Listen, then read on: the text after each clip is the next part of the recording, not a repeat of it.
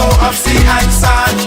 Now break down the acronym like you in class. Oh, they're selling the whole country. Ooh, they're selling aha. And I never been down with no OPP. I talking about selling our people's property. Don't know who doing it, so don't round me out. Don't send no police round me and tell me shush my mouth. Where's our conviction? But where's our pride? We selling everything, selling our backside. Just go online, it'll make you sick. You can buy any island, just point and click. See, they're selling our country, yes, they're selling our land. They're selling our archipelago of sea and sand. Now break down the acronym like you in class. Oh, they're selling the whole country. Ooh, they're selling aha. Hey, hey. Ride him. My mother always say when you find a donkey, ride it. Who's donkey? Huh? Come on. We got a whole nation in 73. Now we getting back the whole country. What kind of fools we must be, selling out for a bag of rice and a cup of tea. You know what does bug me? Help me understand. I can't find piece of property for under 80 grand. But I can fix this, I know what to do. I can squat just like them other people try make me do. See, they're selling our country, yes, they're selling our land. They're selling our archipelago of sea and sand.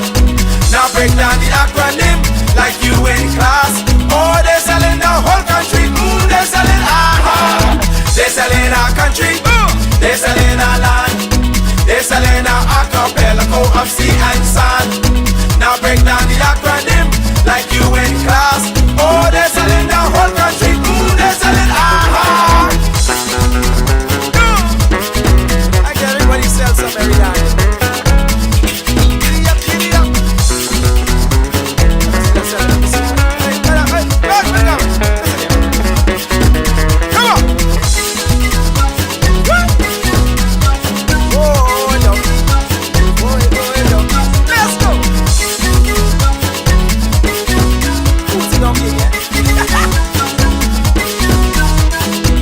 Selling one island, give away one key. What donkey left for you and me? Is this the example? What's our kids to do? You want them have a sense of pride, or go selling too? Cause they're selling our country, yes, they're selling our land. They're selling our archipelago of sea and sand. Now break down the acronym like you in class. Oh, they're selling the whole country. Ooh, they're selling aha. They're selling our country, yes, they're selling our land. They're selling our archipelago of sea and sand. Now break down the acronym like you in class. Oh, they're selling our whole country. Ooh, they're selling aha. They're selling our country, yes man. They're selling our land. They're selling our archipelago of sea and sand. Now break down the acronym like you in class. Oh, they're selling our whole country. Ooh, they're selling aha. They're selling our country, yes, yes. They're selling our land. They're selling our archipelago of sea and sand. Now break down the acronym like you in class. Oh, they're selling the whole country. Ooh, they're selling aha.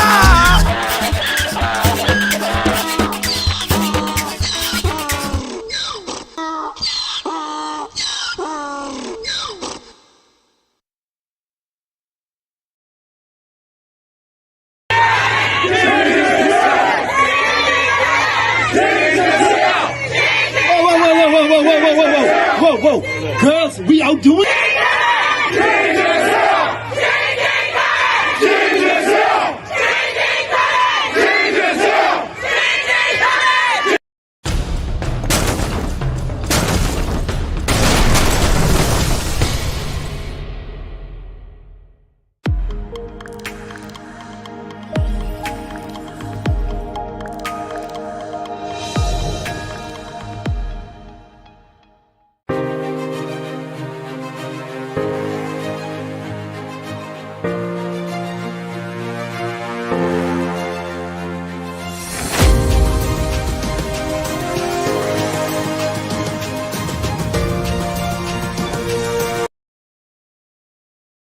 Well, thanks so much for joining us. Topping news at this hour, another group of uniformed officers taking grave exception to a policy change that will eliminate dependents coverage for those enlisting as officers of the various organizations after July 1st. Tonight, President of the Prison Staff Association says government must reverse that decision or face the consequences. Our Jose Etienne has more on this in our top story tonight. No progressive government takes away from its people. They do not take away benefits from the people. They add. President of the Correctional Officers Staff Association, Hurry Kalma, vehemently opposing government's decision to strip incoming law enforcement officers of dependency insurance coverage as of July. It's a decision which police officials criticized in an interview with Eyewitness News yesterday. And today, Kalma is expressing concern that prison officers will have to pay roughly $700 monthly per dependent in order to keep dependency coverage. We cannot afford to maintain that insurance without government assistance, honestly. The average officer, and even though officers would have received an increase in salary coming on, the $2,000, that's nothing. If you have a wife, 2 children, you still got to go into your pockets and add to that to be covered. And making matters worse, some of the security branches were afforded the privilege to now have vision and dental. You understand, that was added, I think, to Customs and Immigration. The Defense Force, the Police Force, Bahamas Department of Corrections do not receive vision and dental. A colleague of mine was attacked in the line of duty and lost 2 of his front teeth. And it is what it is, it's sad, but it is the reality. Here's why officials say government could be making a huge mistake. Let's just say, God forbid, we were to have an outbreak, tuberculosis, scabies. Now that new recruit whose family is not covered, he contracts tuberculosis, carries it home to his family, spreads it. His family isn't covered. Scabies the same. We have had instances where these things have happened. Kalmer also warning that this decision could now make individuals think twice before enrolling into a law enforcement agency. Before they even ask about salary, they ask about the insurance. So, like I said, it is a major attraction. Young men, young women, it is a major attraction. Now, while the new insurance policy seemingly will not affect sitting law enforcement officers, Kalmer says individuals must look at the bigger picture. We don't know what's to come, what changes they would decide to make, seeing that they decided just to make this change without, like I said, without consultation. At any point, they can say, hey, you guys that are not affected, you may not be able to add a dependent. That said, Kalmer is making this demand. We actually would like to have this decision rescinded. That's the outcome we want. We cannot stand for these changes, especially, without consultation. It's a slap in the face. Jose Etienne, Eyewitness News. Meantime, presidents of the Bahamas Public Service and Bahamas Nurses Union also speaking out tonight on this policy change and the potential impact it could have on the government's labor force. Laurencia Smith has that angle.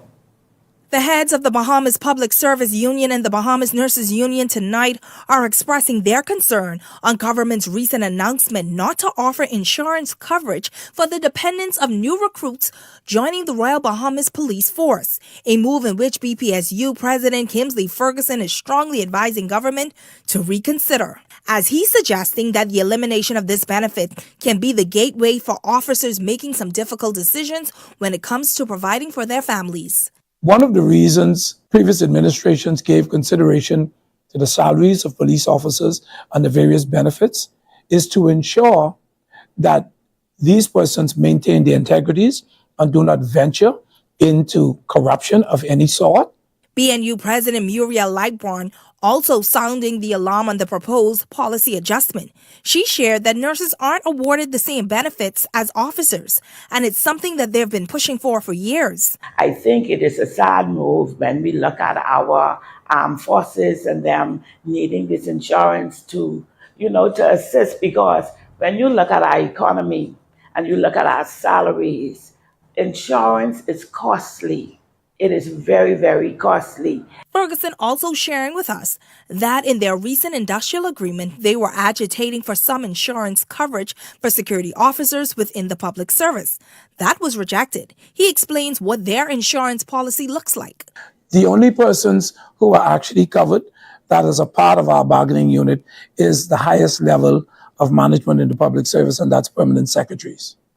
maybe one or two directors, but it does not trickle down to the administrative officer, the administrative cadet, the executive officer, the chief executive officer. And so none of those persons have insurance coverage. And we've been agitating for a while now, asking the government to give consideration. Lightburn says that there's no secret that the country is battling with a nurse shortage, adding that many young RNs have expressed to her that if their incentives such as insurance were more attractive, they would stay home. We're the only ones that pay into our insurance. The government pay a portion and we pay a portion, but yet we still wasn't able to get the spouse and our children dependents added to that. Just recently during our industrial agreement, we were just given, it was added, the dental and vision was added to our insurance. And again, that came to us with a cost. Laurencia Smith, Eyewitness News. Well, following a privy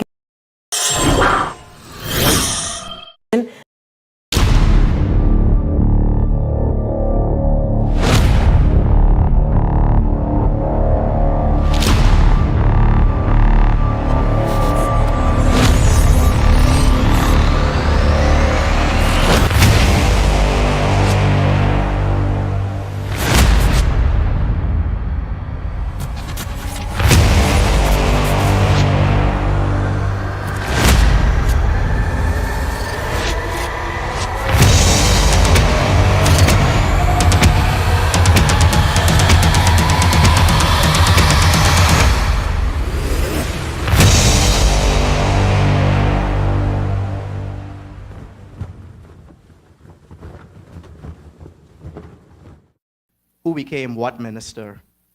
So the question that I would like to ask to former Prime Minister Ingram, if he could describe it, how would you describe the political philosophy of the FNM, particularly as it compares to the PLP? We talked a lot about differences tonight, but I'm curious to know your perspective on where that biggest philosophical difference lies.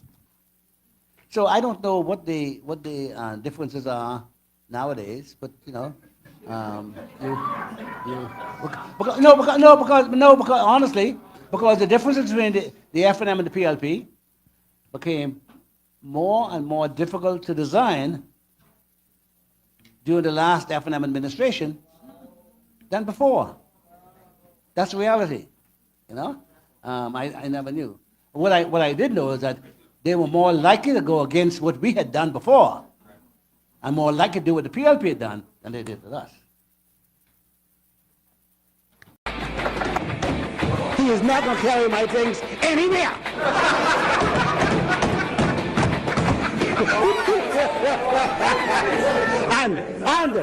and if I can't get it, you'll have it.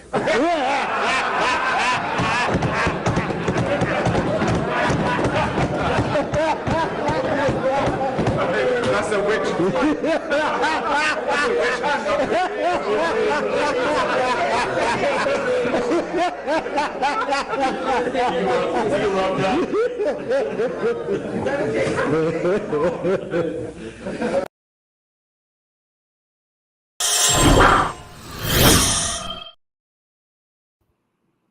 Good afternoon, ladies and gentlemen, and welcome. It is so good to have you here. Thank you for tuning in, spending your Tuesday evening with us. Thank you so much for sharing. You know why we have to share. There is a concerted effort by those in power to keep the power that they have. And so thank you all for tuning in. Make sure you share, make sure you tag persons in here, put their names right in here so that they can see the tag. Because as you are experiencing, many of you, they're not sending out notifications when I go live anymore. And so many persons aren't able to see that, and they're trying to block this message getting out, the truth of what's happening getting out. And that's why we do this every Sunday and every Tuesday, to give you a chance to ask your questions, to put yourself forward, to ask questions for your family members, or let them tune in so they can get their questions answered, so they know exactly what the Bahamian people are entitled to and what's going to happen in the new Bahamas. And so this is our platform to do it. Some of your friends and family are not on Facebook, but of course, this is the time to encourage them to get on there, if only to watch this. But we're not only on Facebook, we're also on YouTube. You can share the link with your family who doesn't have Facebook, from YouTube, from Twitter, from LinkedIn. So we're on many different platforms right now. All right, so yes, and so we're looking forward to you participating in this and making sure the message gets out. Thank you all for tuning in. Just some quick announcement before we get started, because we got some stuff to talk about, and I'm going to open the phone lines for you so you can start your questions and your discussions, and we can talk about what you want to talk about today. But of course, ladies and gentlemen, it's time. I don't know if you've had enough, but I have had enough, and I can't take no more.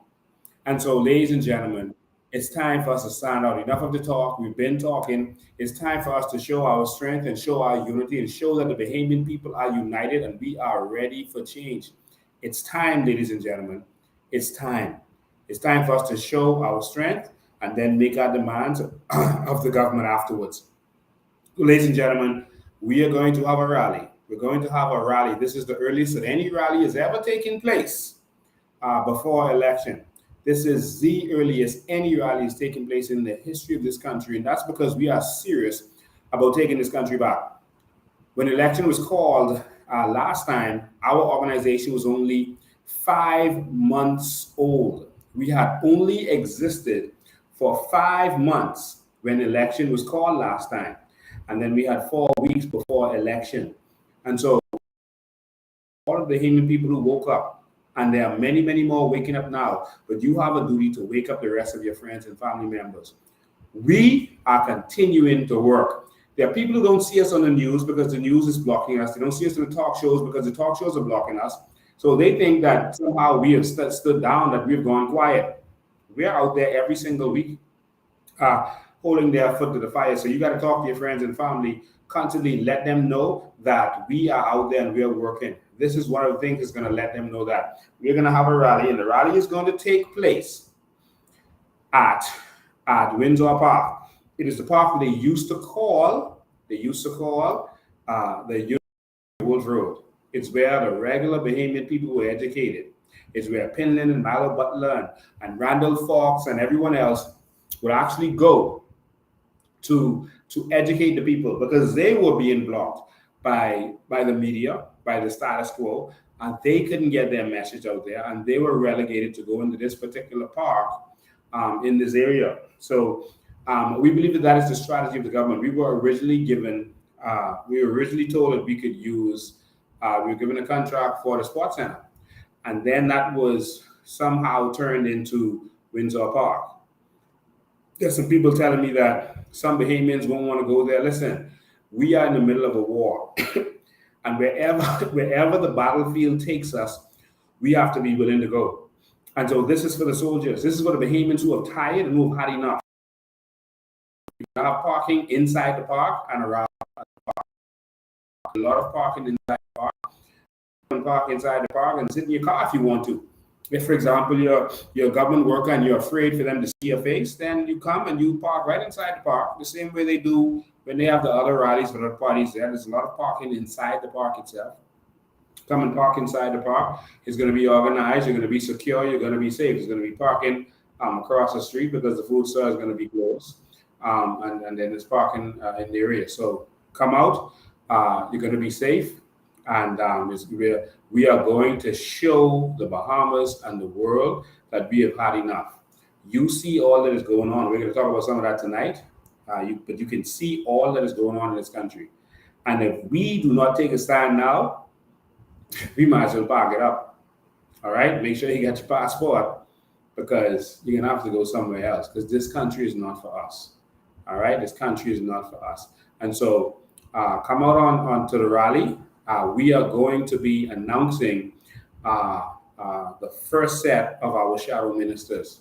Some people say, oh, I want to support the COI, but I need to know who else is there other than Lincoln. Slowly but surely, you're going to see the people who have decided that they cannot sit back anymore, that they're tired. They're qualified, and they're going to put themselves forward. And so not only are you going to see the people who are coming out, you're going to hear a little bit about the vision. What's our plan for that area? Whether it's health or whatever else it is. It's time for us to talk about taking the new Bahamas. They are going to try to distract us with going back and forth with them, talking about gossip and slander. Listen, they have some PLP trolls. Fred Mitchell told him to get up and gossip every morning. Just get up and just talk gossip. Just say a bunch of stuff that's irrelevant and just muddy the waters. Just distract everybody. Just talking nonsense. And so that's what their plan is. They don't want you talking about what's really going on. And so that's why we do these lives. So we have a chance to talk about what's really going on, educate ourselves, and give you a chance to speak and you a chance to ask questions that we can answer for you properly. And so that is why we're here. And so we are going to take the time to do that, but make sure you're there at the rally. More information will be coming out. But it's going to be at 6 p.m. at Windsor Park. Please join us and show this country that you are ready for change. And so we're getting calls from all over the Bahamas. The people saying that they're going to fly down for this. People are ready. And so are we. We are ready to bring this change. All right? Enough is enough. And so let's go and let's make that change. All right? And so we're also on the 28th, we're also, our Women's Association will also be having a tea party. So we want you to join us for that tea party. The Hidden Gems Tea Party is going to be at the South Beach Mansion on Marshall Road. And so you can go to the office any day you want this week or next week, and you can pick up your tickets for it. The tickets are $50. It's going to be a nice event. No tea parties. Women go there, they dress up, and there's going to be, they're going to entertain each other, and you know how it's going to be. It's a tea party. So looking forward to seeing all of you there. All right. So please support the movement. And again, on Saturday, we're going to be having a walkabout in Elizabeth Estates. We continue to walk every constituency in this country. And you can join us if you wish. But that is where we'll be. All right. So announcement aside, I think that's all we got for right now. If anyone else knows of anything else, you can just plug it right in there, and we'll get that out. All right. So make sure I take my phone off silent. Okay, good. All right, ladies and gentlemen. So here we go. Let's not get distracted by the wiles of the PLP. Fred Mitchell's entire strategy is just to start throwing mud. And hopefully people will get distracted and not feel what the PLP has done. More people are crying out under this administration than ever before. While the minister's administration had some unjustifiable excuses of Dorian and a hurricane, Brave Davis has no excuse for what he is doing to the people. The taxes that they're piling up on the people while they party and ball. I have never seen a party like this. They are taking this word party to another level. And you're starting to now see, like that clip that was just shown, the PLP and FNM are one. Like Ingram himself said, the PLP and FNM are one. There's no difference. One will complain but the other one partying, the next one complain but the other one partying, and then the next one come and party, and they'll party. Now the FNM and PLP, meaning Minister and Brave, they partying together.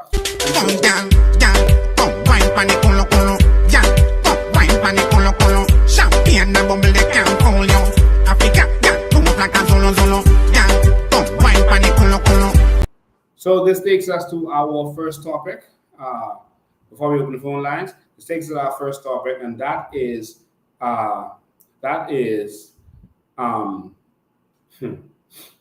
the security branches moving forward. Their children are not going to be covered.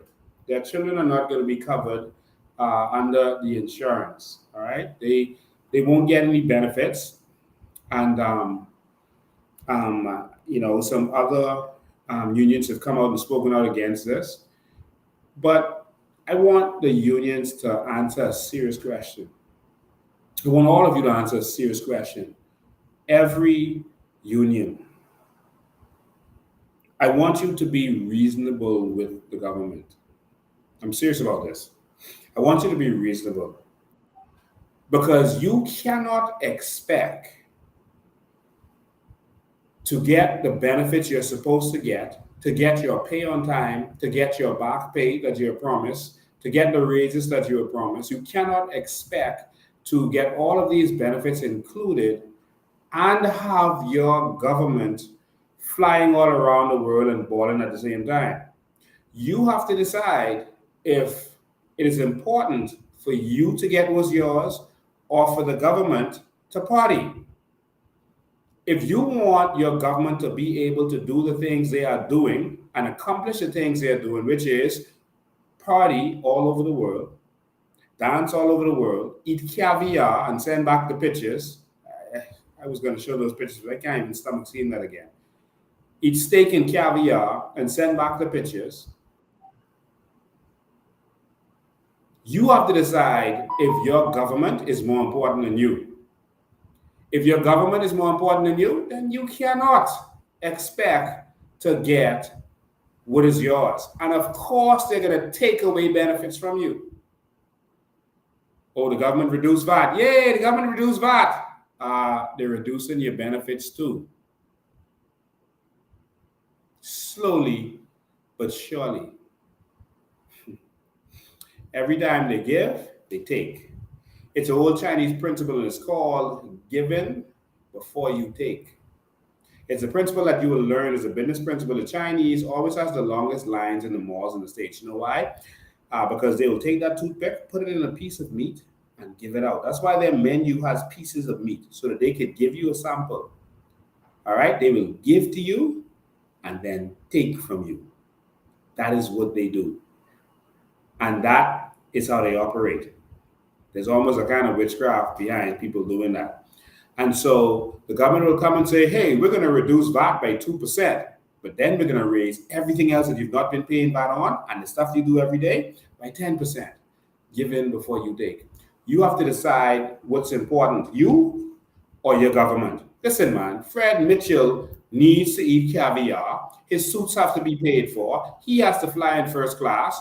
Y'all expect to get your benefits too? That's what the Bahamian people voted for or stayed home and allowed to be voted for. The question is, will we allow this again? Will we sit back and allow this to continue? This government is partying more and spending more and doing more corruption than the previous government. There's a lot that hasn't hit the fan yet. Just like the previous government, when me and Maria Daxon and others were talking about the previous government, people didn't see it.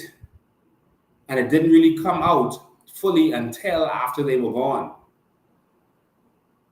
I can assure you that the raping and robbing that this government is doing is going to dwarf what I'm going to screenshot this.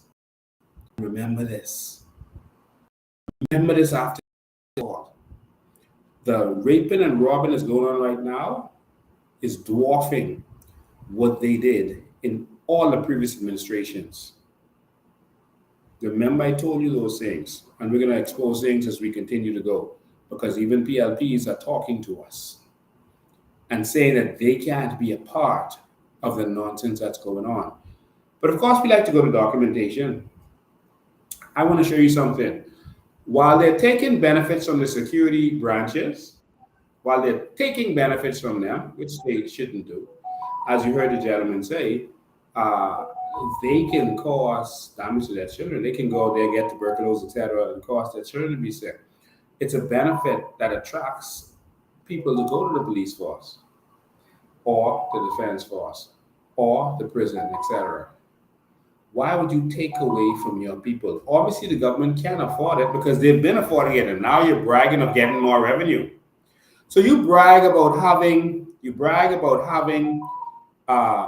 made more money for the first quarter. So if you made more money for the first quarter, why are you taking money away from the civil servants? Why are you doing that? If you're bragging about having a surplus, why are you still robbing the uniform branch? Well, I'm going to show you a document. Someone says story time. It's story time. It's time for a bedtime story. I am going to show you a document. All right, it's time to read. It's time to read. It's time for a bedtime story. All right, and so I'm going to show you this bedtime story. Let's go here and pull it up for you. It's bedtime story time. It's time to read, because only when you read is when you really know what's going on. All right, so we're going to read. Hold on one sec. Let me pull this up for you. We're going to read. I love to read. The most powerful thing you can get is knowledge. So let's read. While they are taking away from the security branches the people who protect this country, without whom there would be total anarchy, they are extremely important. Extremely important. While they are taken away from these branches, let me show you what's really going on. This document that I'm putting up for you is called the law. All right, and this law is the parliamentary pensions. So while they're taken away from the police, notice they didn't take away from themselves as usual. So they took away from the police, but let me show you something. Let me show you how they've been blessing themselves. All right, so they took, and I can show you everything, but I can show you enough so that you can see how they will rape from you. Because you allow it. Circumstances in which pensions shall be paid. I just want to, so you have to work 40 years, et cetera, to get your pension. All right, reach a certain age, work all your life enslaved. Well, a member of parliament or senator can get his after 8 years or 2 full parliamentary terms, whichever is less. See that? Whichever is less. So they don't even have to do the full terms. Once they voted in the second time, stay for 8 years, and then say, sayonara, keep paying me for life. All right? And so they get their pension.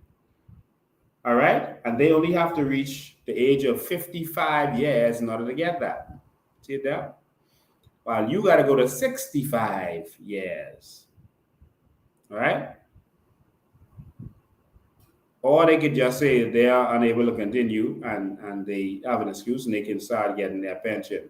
All right? And so that's how serious this is for them. They only have to do 8 years and they get their salary. While what you get with the doc God. All right? Now I'm going to go straight to section 10. Go read this for yourself. This is the act. All right, but I'm going to skip straight to section 10. Well, let me go to 8 first. All right. Well, I'll go straight to section 10. No, let me skip to show you who gets this. Where is it? Wards 8. Oh, this is important here. All right. This here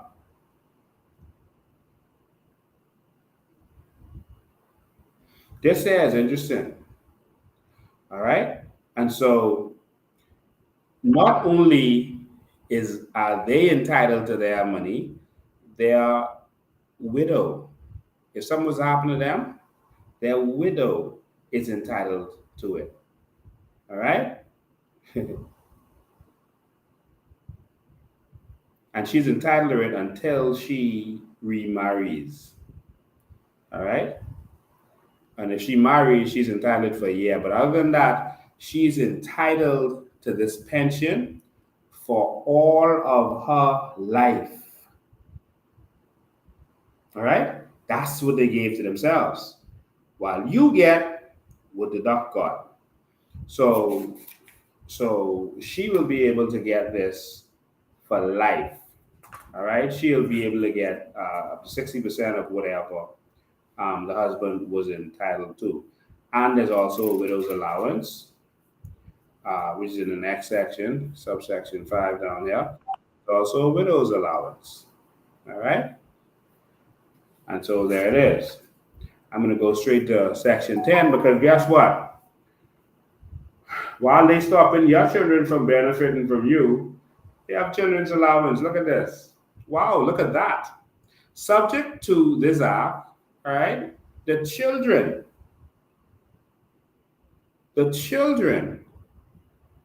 is able to benefit of these parliamentarians. And they are able to benefit until they reach 18 years old all right, or if they're receiving a full-time education or training otherwise than a contract of service. So if they still doing a certificate, so if they reach 18 and they continue into college until they go to doctorate degree, they will continue to get paid. This the politician, this Brave Davis, them children. This Reuben Ingram, them children. This their children. As long as they are receiving a full-time education or any kind of training. So all they gotta do is keep doing certificates. So for example, they can say, okay, I can study hair braiding, I can study sewing, so I can keep getting my money. 30 years old, I studying sewing to BTVI because that's what the act says. As long as they get any kind of education or training. And so that's what their children entitled to.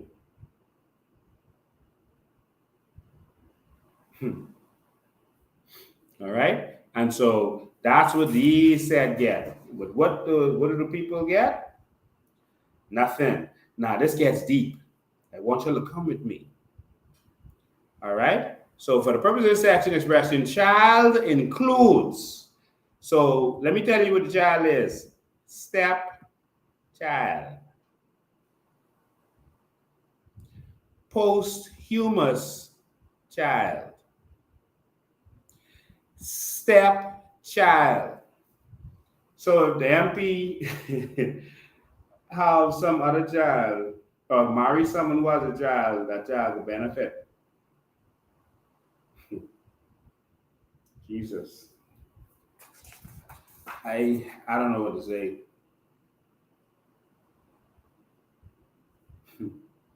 And so once you're 55 years old, you get whatever. Otherwise, you will be able to get what is yours. Go and read that for yourself. I'm not going to read the whole thing, but while they raped and robbed, they're raping and robbing you all. They always get rich every election, you know. They got you all fighting and arguing for them. Theirs straight. They have nothing to stress about. All right. So I just wanted you to see that. Even the judges have some benefits. Let me pull up something with the judges for you. I mean, and everyone deserves their benefit. This ain't to say that someone shouldn't get benefits or you know, parliamentarians will get benefits and give them benefits, but how could you give yourself benefit while the ones who working hard to protect you and uphold the laws that you passing, they don't have the same benefits? Their children are benefits being taken away. Y'all gotta be sick. If you are gonna take away benefits from the ones who making all that money. The politician who making the salary from being an MP and salary from being a cabinet minister and all the allowances, their 100 grand, take their benefits. Don't take the benefits away from the police officer who just trying to scrape and make it every day. Don't take the benefits away from a prison officer or a custom officer. Take your benefits. And then we wouldn't feel so bad about it. But why are you taking benefits from the small man? You know why? Because they believe the small man is just ain't used to nothing. And they can just vote for them anyway. When election starts, they can just start saying PLP, F&M, PLP, F&M.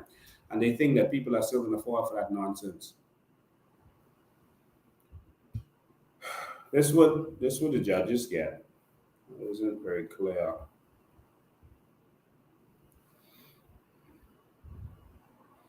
So, I just thought I should show you. There's an allowance for the members of parliament children. I just thought you should know that they also get an allowance. All right, go read that for yourselves. All right, there's an allowance. Jesus. All right, so here is what judges get, and they get $119,000. Might as well say 120. Responsibility allowance, they get 10,000 responsibility allowance. You must just put in their salary. I mean, so what it needs to be different.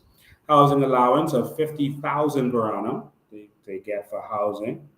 They get an educational allowance. Every judge is entitled to allowances for a dependent child. Did you see that? Every judge is entitled to an allowance for a dependent child, not exceeding 2 children, equal to the tuition fee prevailing at the College of Bahamas, now the University of Bahamas, with respect to the dependent's attendance at college, university, or any professional school for a period of not exceeding 4 years, provided that at least 2 of those years may be applied to high school and secondary education. Someone getting that free education, not us, not you. Health insurance. The option to include spouse and dependent children paid in full by the Bahamas government is health insurance for the judges. Option to continue after retirement at personal cost, subject to subsidy of 25%, cost, etc., in the Bahamas government. Provisions for an aid, vehicle, government-owned vehicle, cell phone, regalia, pension entitlement under the Judges Remuneration Pensions Act, option to retire at a minimum age of 55 years with the minimum of 5 years continuous service. Oh, they only got to work for 5 years. Wow. Option to retire at the age of 65 with a minimum of 5 years continuous service. At the age of 64 years, option to request an extension to continue in office. Also, option to receive a full pension with a reduced pension or a reduced pension with gratuity. I mean, lump sum. 5 weeks vacation, casual leave, compensate leave, sick leave, study leave. So just want you to see everyone up top, and I have no problem with them getting their benefits, right? Give them their benefits so they don't be corrupt, et cetera, right? I have no problem with that. But their spouse and dependent children paid for fully. Their children getting educated. What's happening with your children? All we want in the COI is for all Bahamians to benefit, and it can happen. It can happen. Let me keep moving quickly because I want to open phone lines in a minute. It can happen, all right? And so that's important. We need to pay the police officers what they deserve, the custom officers, the immigration officers, all civil servants. But guess what? We don't have to be doing these begging and negotiating, et cetera, et cetera. We are fighting to make sure that every single Bahamian benefits from their natural resources. Now, I just want to move to something else quickly. We can talk about the shanty town thing too, but I can open the phone line before I go to the shanty town thing. But did you notice that Brent symonette was in the news again all of a sudden? Did you notice that? How many of you noticed that Brent symonette was in the news? He was in the news tonight. Brent symonette. Now, why would Brent symonette be in the news tonight? Where did he pop up from all of a sudden, and why do we want to hear from Brent symonette? Very interesting. Well, I'll tell you why we heard from Brent symonette. Because the FNM and PLP are one. And did you notice that Brent symonette's affiliated companies are getting all these contracts?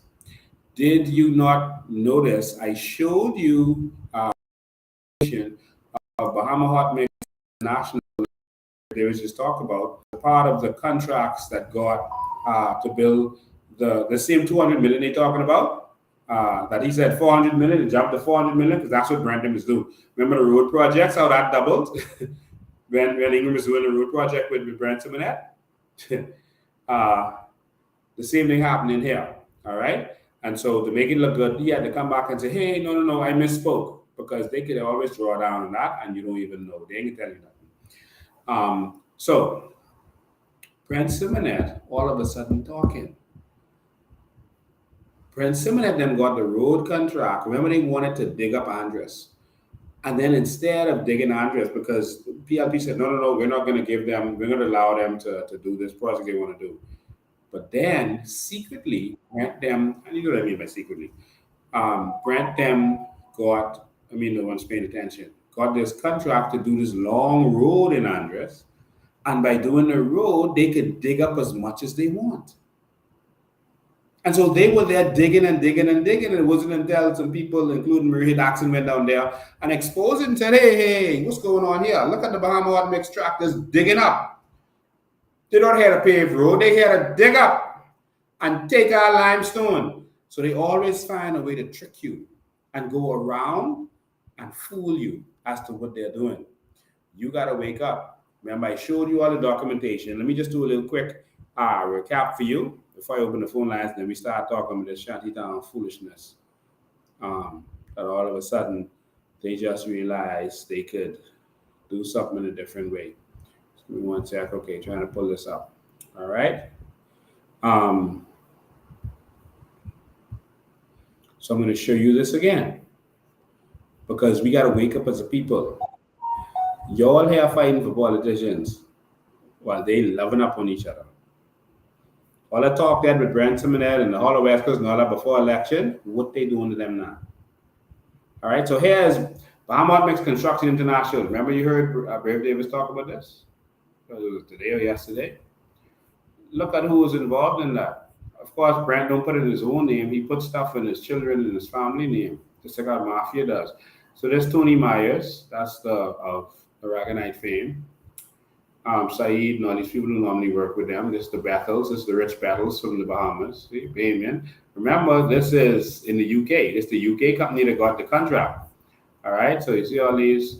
Tony Myers was here first as British, and after we exposed this during our documentaries, he applied and put British/Bahamian, because there's certain things he's doing that only a Bahamian should have a right to do. So he went and put this instead. All right. Because then it would have exposed what's really going on. And so that's John Battle, that's from Bahama Hot Mix.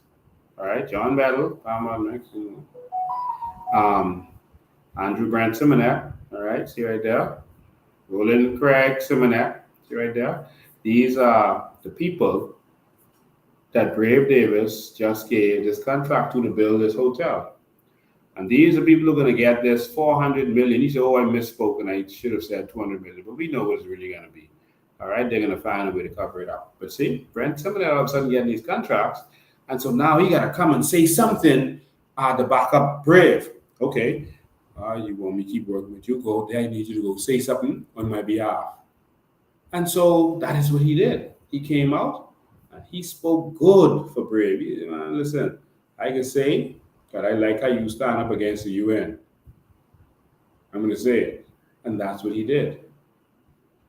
Here it is. Minister Brent symonette also weighing in on the country's current immigration climate. Laurencia Smith has more on this. The United Nations, or someone that was reported the other day, asked the Bahamas to stop repatriation. I think the Prime Minister did the right thing by saying, I'm sorry, United Nations, we have a justifiable reason for continuing deportations. That's former Immigration Minister Brent symonette standing behind Prime Minister Philip Davis' comments that the country will continue standing behind Philip Brave Davis. Keep going. Nationals as government continues to take an aggressive stance to tackle the illegal migrant issue here in the She said government continues to take an aggressive stance. No. They're not taking an aggressive stance. They're flamming you.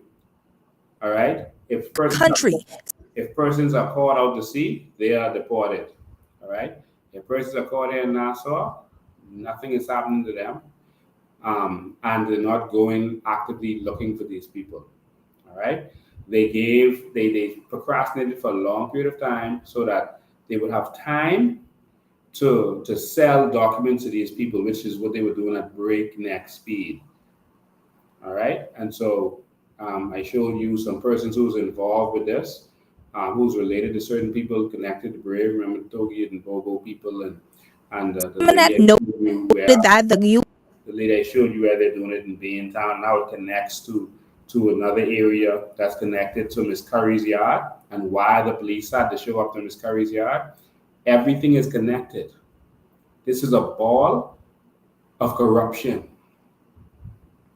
And so here's Brent symonette singing for his supper, trying to make sure he stays with those contracts. Government to continue to spend millions on deportation. Yes, you accept there are serious troubles, but we can't take every boatload of persons that are coming over here to get away from the violence. In most cases, they're not asylum seekers within the strict sense of the word asylum. They're economic, maybe asylum seekers, which does not grant them the right. They have to be political. Now, you could argue that the gang warfare in Haiti is creating a political. He said they have to be political asylum seekers. Where's that in our law? What law is he referencing? Or is this something they are secretly doing? That if they say they're political asylum seeker, we got to keep them? Did y'all hear him? There's no law that says that. We don't have any asylum law. But you heard him, right? But we can't take everyone. The former MP expressed that the country is facing an immigration crisis because successive administrations have turned a blind eye to the crisis here on our shores. If you're on the way to the hospital, the church, or school, they will not arrest you for immigration violations. If you're on the way to the hospital, the church or school, do you see how they are educating the illegal immigrants but letting Brent symonette do it? He just told all the illegal immigrants here in the Bahamas, listen, if they come to lock you up, tell them you're on the way to the hospital. Tell them you're on the way to school. Tell them you're on the way to church. You see? He's telling them the secret magic words that once you say these words, they can't lock you up. Get it? So we're making sure there's an education for those people that are here, they're healthy, and the right to freedom of worship. A lot of other countries don't have that provision, or don't apply that logic. Symonette stated that the Bahamas immigration laws has only... In other words, he's saying other countries don't do that. But here in the Bahamas, once you say the magic words, I go school, I go hospital, I go church. Other countries don't do it, but he is saying we do it. He had minor amendments within the last 5 decades, adding that it's time for policymakers to take a serious look at them or continue to be faced with the legacy issue. It is brewing. It is underneath the skin. It will erupt at some point in time. And what do you think that eruption will look like here in the country? I hate to think. Laurencia Smith, Eyewitness News. So he is sung for his supper. This here is the company information, et cetera, et cetera, et cetera. I should show you more. How do I get back to it? Okay, hold on. Let me get back to where I was. Let me stop sharing and then share again. You know.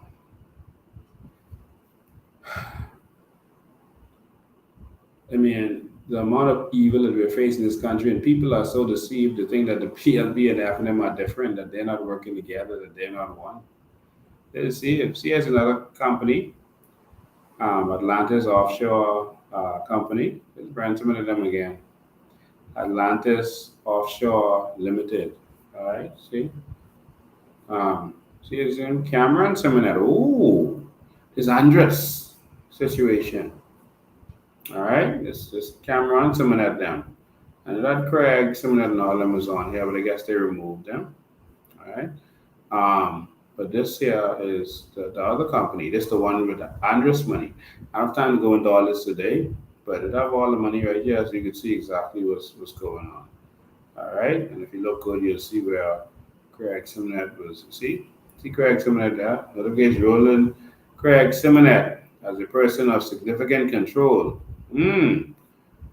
Roland Craig symonette as a person, this notification is anyone who has significant control, they gotta notify the government. So, you see? It's their companies. But they just keep the companies overseas, and that's how they could do what they're doing because y'all don't know how to do that. Then they put rules and restrictions on y'all, but not on them. All right? So there's a lot of research we've been doing. I can leave it right there for now. All right? So I'm going to open the phone lines, and then we're going to talk about this shanty town stuff, but it's where we living in. We got to sign up and fight. I expect to see everyone out to this rally. We got to let them know that we've had enough. Bring your friends and family. We can't just talk this. We got to make this happen. You know, once we have a show of strength, they're going to have to treat the Bahamian people differently. They won't be able to force things on us anymore because they know that Bahamians are there.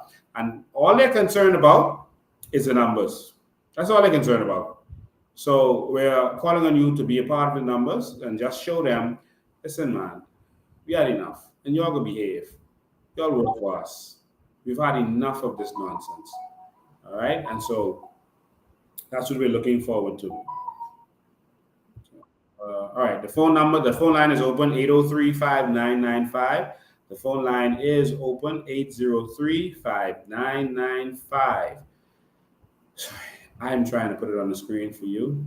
803-5995 is the numbers. There you go. 803-5995. Call us in. Tell me what you think. Tell me what you think about all of this. The situation with all these perks. And I didn't even read it. I just touched on it. All right. All these perks for Brave Davis down. But for y'all, they take it away from y'all. Good evening, you're live. Good night, Bahamas. Good night, Mr. Bean. How you doing? Awesome, man. Good. Arvic listener, Arvic supporter. Keep doing the work. Thank you, man. Don't stop at nothing, my brother, because trust me, there's people like you who got people like me spreading the word.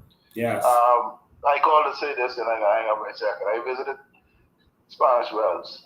Mm-hmm. Spanish Wells. In Eleuthero. Mm-hmm. On Spanish Wells itself, there's no Asian village. But on Russell Island, which is attached to Spanish Wells, Mm-hmm. I count 3 Haitian villages. They actually got Haitians living in containers, 40-foot containers on the floor. Wow. In Spanish Wells. Wow. In Spanish Wells, Bahamas. Spanish Wells. All right? Wow. So if they there, that's it. I can just hear that right there. Well, they started in the containers, but you know what's going to happen. No, they have the other stuff already. They have 3 shanty towns there. Wow. But this particular one, people living in containers with little holes cut out for I guess air or window or whatever. Yeah. Well, we need to find out who they're working for. Interesting question.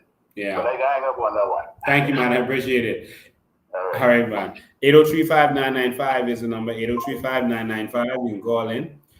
There's so much to talk about. There's so much we left even last time, but only got a certain amount of hours in the day. All right. 803-5995. And so while we're waiting for y'all to call in, I'm going to play the Shantytown video. Let's get this first. Good evening. You're live. Good night, Mr. President. How are you? I'm alive. How are you doing? My personal opinion, all the security branches should be I don't know, I can't even express. They should be disgusted to be working for this government. Because how is it anything happen to them? They get shot in the line of duty, get hurt in the line of duty. They have new recruits coming in. And they are not going to be insured. That's the thing. It is. And then on another thing, if Simna's going to be getting $400 million in contracts, the IMF, our bill is $260 million we owe it, right? The IMF? Yeah. Yeah. So I can pay that $400 million, but I can pay about the IMF, eh? Easily. You know, people, my payment people, please, in the name of Jesus, y'all wake up. It is time for us to have 20,000 in that square and sit there, bring your slump bucket, and don't move. It's time to get radical, to say, listen, we're not moving until they come in our house. Well, we are going to the University of Wolf Road. We're going to Windsor Park. So looking forward to seeing you there. Are you going to be there? What? Listen. Are if you I get sick, somebody has to bring me there. All right. Me. Are you excited to see the first set of our shadow ministers? Yes. Good night, everyone. Good night. Awesome. Thanks for your call. 803-5995. Listen, we ready, man. We doing this. I saw some persons calling in while I was on that line. You can call back now. 803-5995 is the number. You can call in now. All right. Video's already lined up. Let me while I'm waiting for them to call in. A ruling last week that only allowed authorities to destroy a few homes owned by two residents in shanty towns here in the capital. This despite officials attempting to destroy nearly 300 of those structures across the country. The Attorney General Ryan Pinder says government is now seeking another way to address these unregulated communities. That action was specific to the injunction. So wait. Now they are seeking another way. So you wasn't seeking another way before.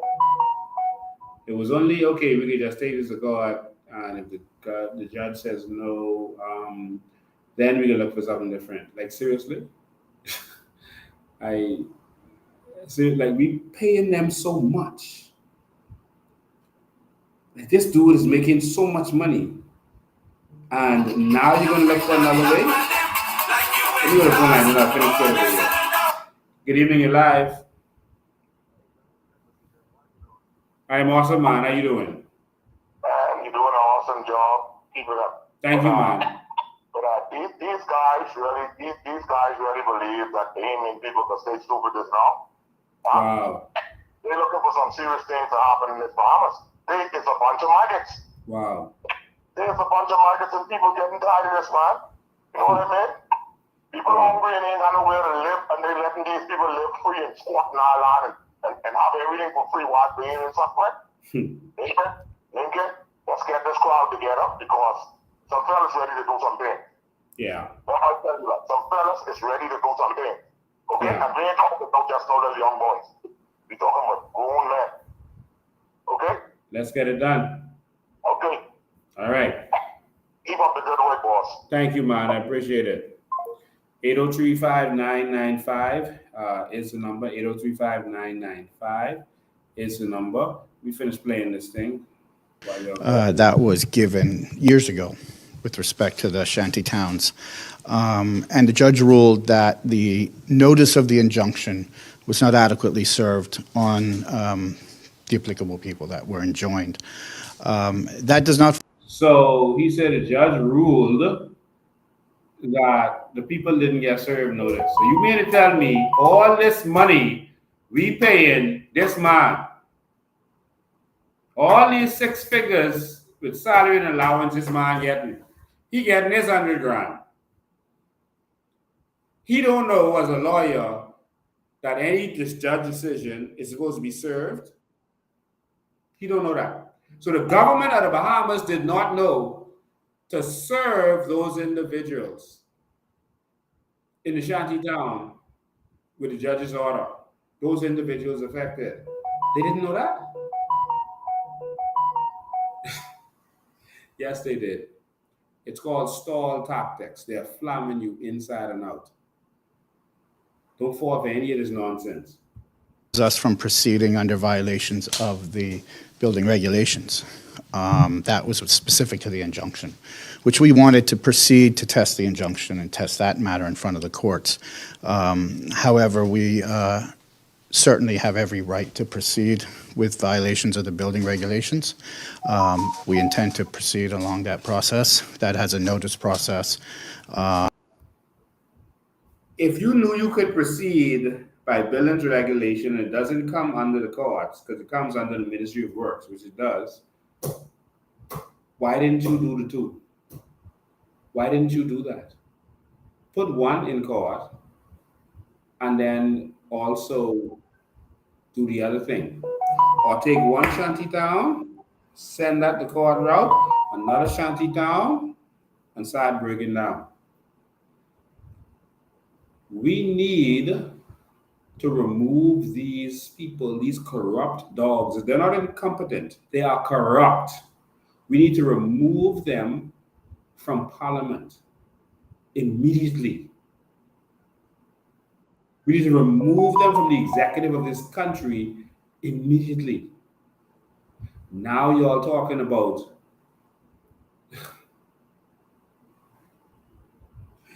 but I can show you how you know this is all tactic. You can see. Keep listening. And there are some prescribed requirements under the regulations that we have to follow. So we still are going to proceed under violation of the building regulations. Meanwhile, Pinder could not provide an exact time as to when government could get started with this demolition exercise. As he says, officials must still take into consideration what happens next when these shantytown communities are taken down. That's up to the committee to decide. Certainly, as far as the Attorney General's office is concerned, we'll put in the legal requirements and the legal processes to give the government the authority to proceed. But, as you can imagine, it's a very sensitive matter with respect to social assistance, with respect to Bahamians living in these structures, and the government's response to that. And all of those were in the remit of the committee. And I know they're actively working on that, especially in conjunction with social services. Well, a 61-year-old man.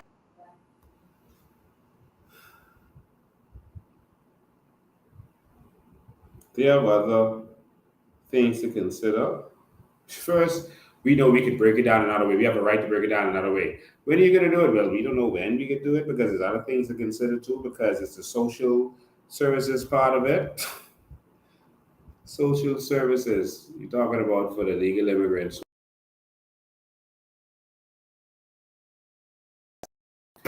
It assures that they are not going to do anything.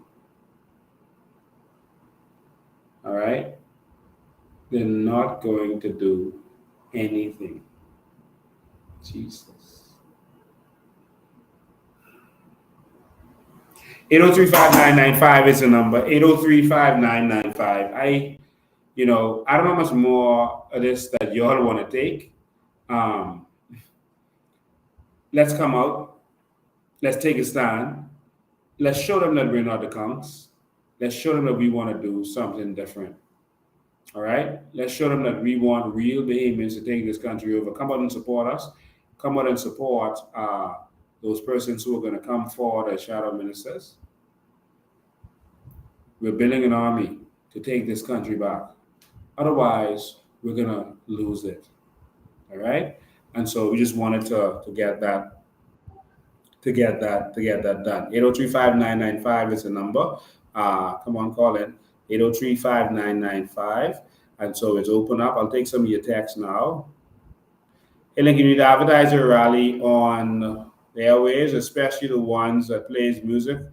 Most of the young people listen to. Yes, awesome. And you are also welcome to help us fund all of this. We appreciate all of you. You can go to our website and you can fund us right there. Or you go to our headquarters and you can assist by contributing at our headquarters or live to help us get this done. Of course, it is expensive to do all the things that we're doing, but as you can see, we have not stopped since election. All right, so we need your help and we need your support to continue to get this done. So please make sure you assist in whatever way you can. All right, we appreciate you. Someone just give us yellow passports, please, or aquamarine. We're going to have a different color passport, that is a sure. All right. We made some agreement with CARICOM for the way the passports look, but we're going to have to deal with some things. All right. Solid tactics committees that take 4 to 5 years to come up with. Listen, the action will come and go. And what they're trying to do, based on the meetings that they've been having, they are trying to find alternate housing for some of these people, put them in apartments, put them in other places, move them around so that they can break down some of the places so it could look like they're doing something. So that's a part of their plan to make themselves look good. All right? And if you fall for it, then you've fallen for it. But ladies and gentlemen, we are going to be at Windsor Place and Windsor Park, and we are going to begin the war to bring in the new Bahamas. We are not afraid. And if we don't take this serious, we're going to lose everything.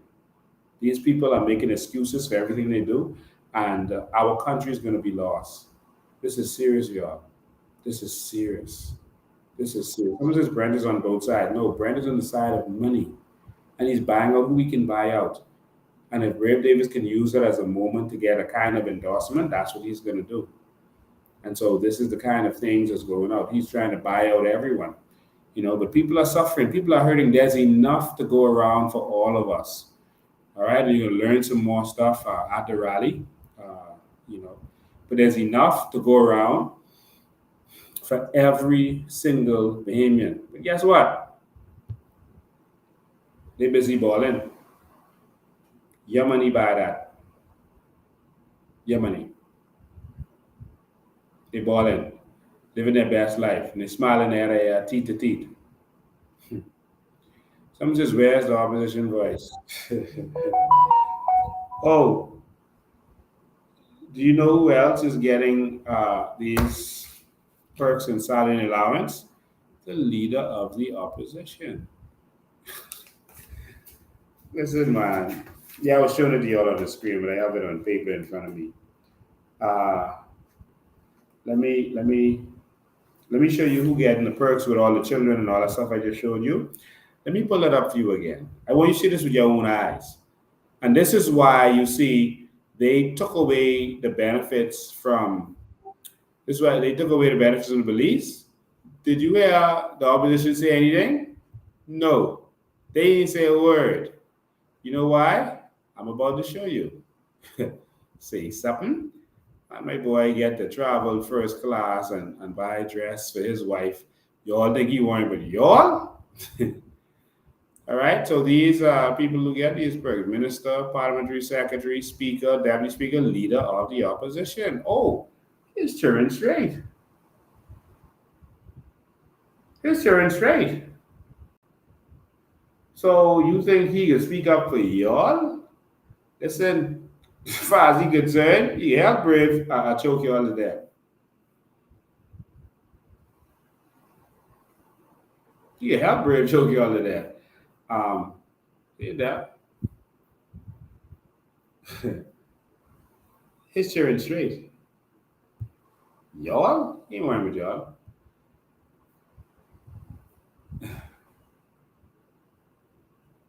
Country's in a sad state. He's in a very sad state. All right. And so if we don't do something, we're in trouble. So we need all of you to come together so that we can transform this country into something bigger and better, something that we can be proud of. That's all this mission is about. All right. And so that's all I want to talk about for today. We're going to end earlier than use the usual 2 hours. That's all I want to talk about today. And so we'll go live again on Sunday with more information. Remember, on the 28th, we have the Women's Tea Party. Go get your tickets. Please fund the movement, support the movement. That's how we're going to get this done. Those women, they're working hard. And also on Saturday, we're going to be doing the walkabout. We have formed an army, and we're going to transform this country. I want you to listen to this woman again, because this woman is telling, she's from Dubai. I think that the man is from probably Israel. I think so. And she was talking to a Bahamian downtown and telling you some of the perks that they get, that their government gives them stuff. And she's traveling the world. So you have your MP traveling the world and you paying for it. Or you rather the government giving you money from our natural resources and you travel the world. Which one do you think better? Huh? Which one do you think is better? Listen to this woman again. What happened in Dubai with the citizens? Monarchy, and monarchy take care of their people and make sure that they're paid 2,000 per family, maybe 3,000. And life is cheaper there. Life is cheaper, but all the Dubai citizens are paid, very paid. From who? From the monarch, from the king. From the king. Yeah, from the king. Wow. Money comes in Uh-huh. through the government. The government distributes the money to the people, and there are no poor people. They're like only Dubai, poor people in you Dubai cannot be are poor. those that came No from poor another in country. Dubai. No poor in Dubai. Just like Kuwait, they get money, like almost like American Indian casinos. The money goes out to the people, okay, and the only poor people in Dubai or Kuwait are those who come from other countries to work for the citizens that are there. Wow. And in Israel, if you're a citizen, you get a lot of $10,000 and $50,000, but you have to wait per person. Wow. Bahamas. It's happening around the world. In the Bahamas, we are a rich nation. We are a rich nation. And the beautiful Bahamas nation. government refused to give us money. Change is coming change. to the Bahamas. Yeah. It's coalition time. I wish. Ladies and gentlemen, I don't know what. I guess we keep making brave them rich. Good afternoon, you live. Good afternoon, Mr. Bain. How are you? I am awesome, my brother. Let me give you a little bit of history. I am originating from Spanish Wells. Okay. And the same year that Mr. Papa, or if you want to call him the cookie man, was sworn in as Prime Minister, and the hurricane went through, they moved the majority of the Haitians from Russell's Island to the mainland on what they call the communage land, which was given to the people of Arbor Island and Spanish Wells back when they came down into Nassau to help overthrow the Spaniards and to get them out of the Bahamas. But the fact is, prior to that, we had an incident to where, and I won't call the officer's names, we had an incident to where he had to use his firearm on a Asian guy, to where he had to shoot him. He didn't kill him, but in order to stop a riot, we had to call Governor Saba and have reinforcements come down in the night. But this was about 7:30, 8 o'clock in the night when the incident occurred. We had to call Governor Saba, have reinforcements come down to hold them back across the bridge on Russell's Island, about 1,500 of them. With cutlasses, axe, mauls, pickles, you name it.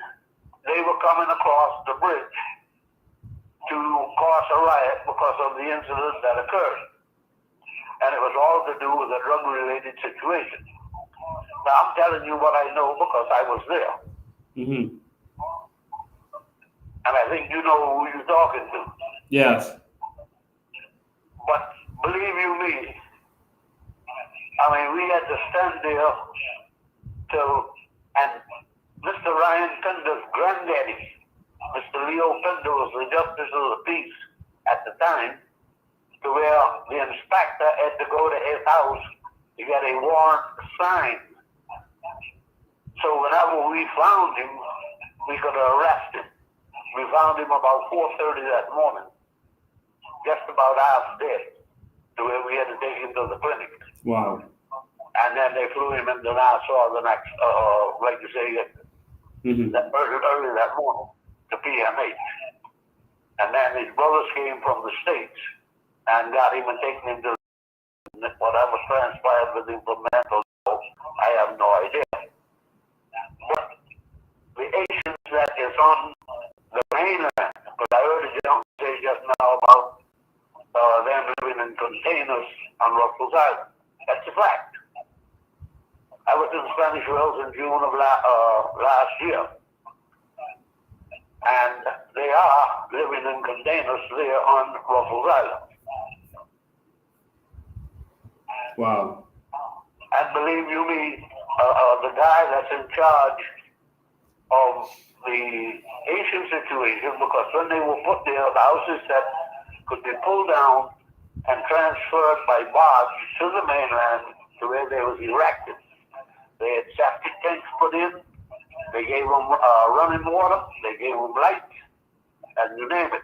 And there was no more supposed to be milk, but it keep adding just like everywhere else. I mean, it added, till now it's overrun. Wow. And the property that they own, like I told you in the beginning, is communist land that was granted. Bridgie Point, it's a divided line between Arbor Island communist land and Spanish Wells communist land. That was granted to the people. And the land can't be sold. It was granted for farming. Now, whatever you put there, you can sell whatever, like you say, you got, but you can't sell the property. Yeah. Yeah. But thank you for your call, man. I appreciate it. Believe you me, they can get rambunctious if they want to, because we have to, like you say, form a firing squad in front of the bridge to keep them back on Russell's Island that night. Wow. And like I said, it was between 1,000 and 1,500 of them. Wow. I mean, handman. Well, the war has begun, and we have to stand up for our country. Our government is helping everybody else take over our nation, but we got to stand up. Now, I'm telling you what I know, because like I just told you, I was there and witnessed it myself. Wow. Thank you for your call, man. I appreciate All it. right, you have a pleasant good evening, and God bless and respect. All right. All right, so I see another question on here. Good night, Mr. Bain. I saw a video saying that the U.S. is running out of cash to pay their bills. Explain to the Bahamian people what this means for our country. Should the U.S. Should the U.S. dollar, if it's the value, I guess, what can we do to safeguard ourselves in the event of hyperinflation? Yeah, so that's a very good question. And so the U.S. dollar is under threat right now. There's some things that kind of protects it, but there is a threat to the U.S. dollar right now, and that is because the petrodollar is being threatened. There's some issues with banks right now. About 50% of the banks in America are actually insolvent to a point. And so now you're going to have the big companies like JP Morgan, and those are going to go in and start to buy up these smaller banks all over America. If you travel around Florida and other places, you see a lot of small banks that you don't really know their name, but people actually use them. A lot of these banks are suffering right now. And so when JP Morgan and these banks go and start gobbling them up, it's really going to cause a major problem. And because the petrodollar is being attacked, it's going to cause another major problem. Now, there's another thing that's happening that a lot of people aren't paying attention to, and that is the central bank digital currency. And right now, you're seeing a lot of people telling you to be afraid of the central bank digital currency, and everything they're saying is the truth. In that the government will be able to control how you spend and what you spend on, et cetera, et cetera. And so it's dangerous to that extent. But did you notice that most of this information is coming from really the US that is putting this out there? Other countries are trying to go to the central bank digital currency so that they don't have to be pegged to the US dollar anymore. And so that's why a lot of them are doing it. They won't be influenced by the US dollar, and they won't be affected by the US dollar and under control of the US. So many of the countries that want to pull away from US control, they are going to central bank digital currencies. And so that's why this movement is happening right now, and it's to protect so many countries that are pegged to the US dollar, us being one of them. And so all of this is playing a role in affecting the US dollar. Now, we are very close to the US. We shop to the US. We buy most of our stuff from the US. They are a huge trading partner there. So if there's hyperinflation in the US, we are going to suffer. Now, there's one way around this. We have to be able to stand on our own. We have to benefit from our natural resources. We have to become a truly independent nation. I'll give you a little history story that some of you may know and some of you may not know. Japan was one of those poorer nations, one of the third world nations, and everyone all of a sudden started coming to pick on Japan. I'm going to teach you history now and teach you how world power works. Everyone started to come to Japan. The British showed up to Japan with warships, you know.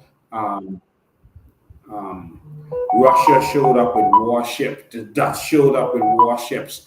Everyone started showing up there, and they wanted to kind of control Japan. And initially, Japan was able to chase some of them off, but then later they started to show up with uh, these steam engine ships that could shoot cannons further away. So the little cannons Japan could shoot because they never upgraded themselves. They stayed backwards initially. The little cannons they could shoot out to sea to chase them off, they couldn't do it anymore because the new steam ships by these countries could just come and shoot them from outside of their distance. Now, why were these countries showing up to Japan? It wasn't just about the land. It was about the fact that they had new steamships and steam engines, and they had to have stops in between to be able to get more coal because they could only put a certain amount of coal on the ships, and they would keep running out of coal as they were traveling over the long Pacific Ocean. And so this is why America got Hawaii, because it's a stop in the middle of the Pacific Ocean. And another stop they wanted to have was Japan, because it was very close to China, which was becoming the new trading bloc. Everyone wanted to trade with China after the Opium Wars, and that's where most of the European countries really gang up on China to force them to allow people to trade with them and allow the sale of opium in China. And that's another story. That's how Britain became powerful using drugs. But they forced them to be able to take it, and then they opened their borders. They forced them with treaties to open their borders. And so Japan is right next door. So that's a good stop right there to be able to refuel and then go into China and be able to do trade and carry stuff. And so that's really what the use of Japan was. And so they forced Japan. They told them, listen, when we come back, you're going to make a deal with us or we're going to destroy you. And Japan was forced to make some treaties that didn't make much sense, that really hurt them and really was destroying their country. And they had to find a way out of it, all right? And they realized that they could actually make deals instead of just sitting down and being passive and having corrupt officials just sell out to, when Russia comes sell out to them, when America comes sell out to them, and Britain comes sell out to them. They decided, listen, we have a value and we got to benefit from our value. And they made a deal first with Britain, and they said, Britain, you can come in, you can do what you have to do. We'll give you the coal because Japan is a good coal nation. We'll give you as much coal as you want. We'll let you do, come set up here and do what you have to do. And we'll work with you. And then what they did was they renegotiated the previous treaties they had that weren't favorable to them, and that caused them to be able to do more as a country. And then they said, well, the first thing we have to do is we have to empower our entrepreneurs. And so that's what they did, all right? They empowered their entrepreneurs, and the government was putting up the money because Japan had a lot of entrepreneurs, all right? But the entrepreneurs didn't have the kind of money needed to invest. So the government put up the money for the entrepreneurs to be able to invest to start to industrialize Japan, because they realized that in order to compete with these countries that were coming and bullying them, they had to industrialize. So they funded their entrepreneurs, their people, and then they educated their people. They realized that they would need education, all right? And they spent a lot of money educating their people to a huge extent, and education became the most important part of Japan and everything that they did. And as they did that, they started to renegotiate more and more treaties, but they made themselves valuable. They focused on the things that they could focus on, all right? Coal, electricity, electronics, and this kind of stuff. They focused on the things they were good at, and then they expanded into more things as they go. Eventually, with these new treaties and stuff, and they became one of the most powerful countries in the world, to the part where they were superpower. And you remember, they became the second largest country in the world. But it's because these are people who know their value, all right? The problem with our country is we don't know our value. If we are able, and I know it's a long story I'm telling you about, but this shows you that we're fully studied and ready to deal with things in a certain way. If you know your value, you can negotiate, not be fools like we've had in office. when Saul Kirsten came to the Bahamas and they negotiated, the government gave him everything. He didn't have to do nothing. They gave him $8 million to advertise his company. They gave him Crown Land. They gave him our monies out of the bank. They gave him everything in the kitchen sink. All right, to do Atlantis. What did we get? Jobs. When the same Atlantis made money and then decided to go to Dubai, Dubai is a Muslim nation. Remember, Saul is a Jewish, and they went there and they said, "Okay, we'll work with you, Jewish man, but we just want you to know that you're going to own half, and the people of Dubai are going to own half." You see the difference in negotiation? You own half, and the people of Dubai own half. And they were like, "Wow, deal." He said, hold on, wait, there's more.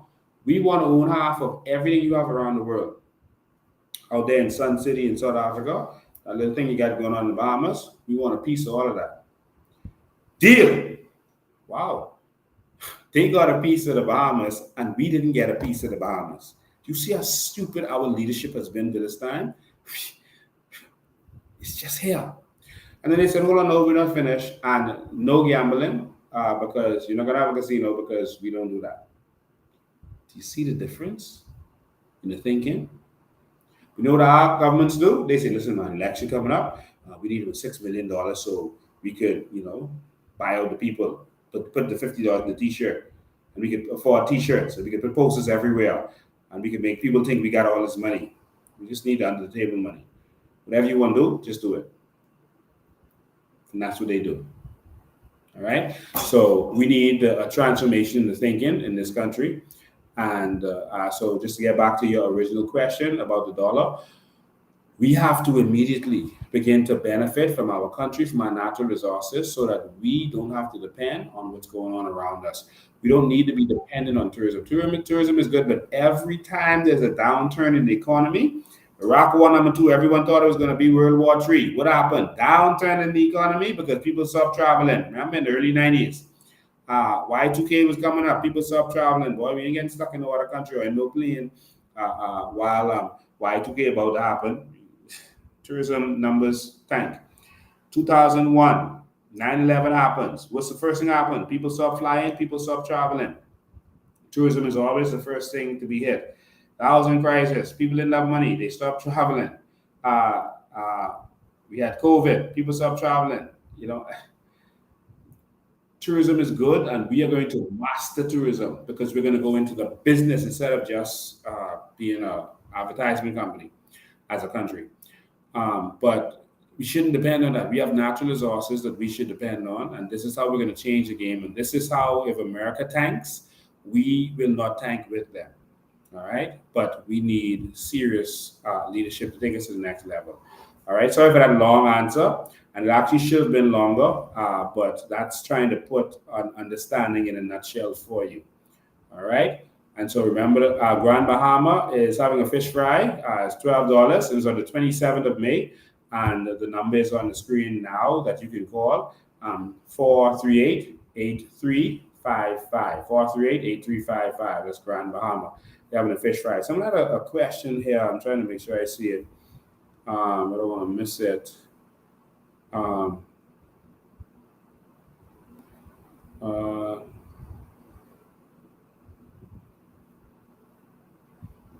Someone says we've been exposing them for months. They pray to people do better.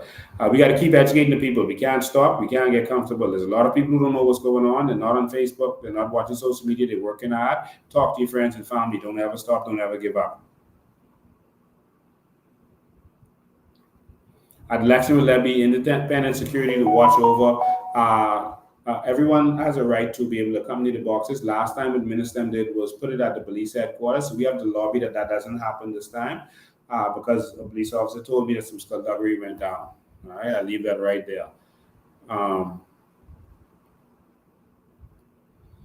Okay. All right, that's a very interesting question.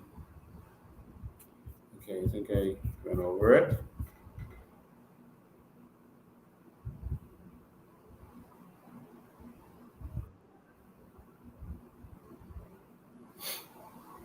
Okay, I missed your question. If you had a question for me, put it again because there's so much while I was talking. I missed it as I was kept scrolling. But yes, we have the opportunity to be the number one supplier of the world at a certain product. Japan became valuable because all of these different countries needed to come to them to get coal in order for their ships to be able to move back and forth over the Pacific Ocean, and that made all you see Japan did with expanding their country, going in technology and all this stuff. It started from selling coal, one product, and they expanded and expanded and expanded. All right. So I lost your question. Oh, let me see what it says. I couldn't see the whole thing. Because when you say you could be in charge of immigration, we ain't into no slapping up. When we put you there in power, we want action. Who mad, stay mad, or get the F out. I'm sure if you've been watching me over a period of time, you know that if it's one person in this country with the courage to get this thing right, it is me. And I will do that fairly and fearlessly. All right. So that's what's going to happen. All right. So what we need to do now is we need a show of strength and a show of force. We need all of you to come out, and we need to bring as many people as you can. It's simple as that. All right. So I've done an hour and a half today. I'm going to keep it there. I've done a lot of traveling today, and so I need a break. All right. But we need change. And as simple as that. And we're going to have to be the change that we want to see. And that's it. All right. Thank you so much, all of you, for sharing, for spreading the message, et cetera, et cetera. Let's keep waking up our families. Keep waking up our friends. Work on your people. Let's see how many people you could bring out to this rally. Bring out as many people as you can. And let's show them that Bahamians are tired. You know, we're tired of them eating caviar and living good while we hurting. We want to eat too. And we don't want to eat because you give us a hand. We want to eat because we deserve it and we own it and it's ours. That's it and that's all. So, ladies and gentlemen, I want to thank you for tuning in. I love you. I appreciate you. I am doing this for Bahamians, and I am unapologetically Bahamian. I am unapologetically Bahamian. That's who I am.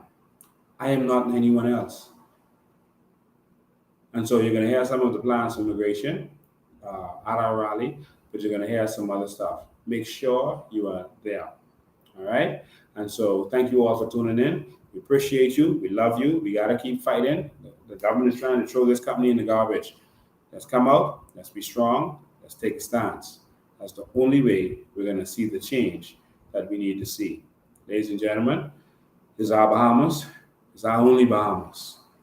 See you on June 3rd, Labor Day. We're going to transform that day. We're going to come out and we're going to let them know that we've had enough. It's time for a new Bahamas. See you next time.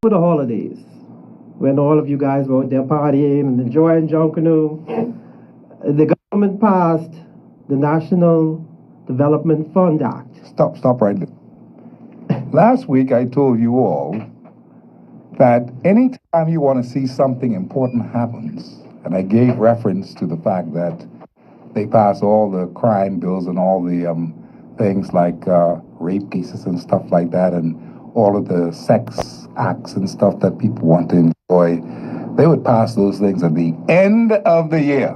You remember me talking to you for that? They pass those things at the end of the year when no one is looking, no one peeping, no one checking nothing. They partying. So you hear what he said just now? They passed this thing, a second act, while you all were partying. You don't have no time to waste. Carry on, sir. But what is even more significant, not that they passed the act for the National Development Fund. that act also repealed the Sovereign Wealth Fund Act.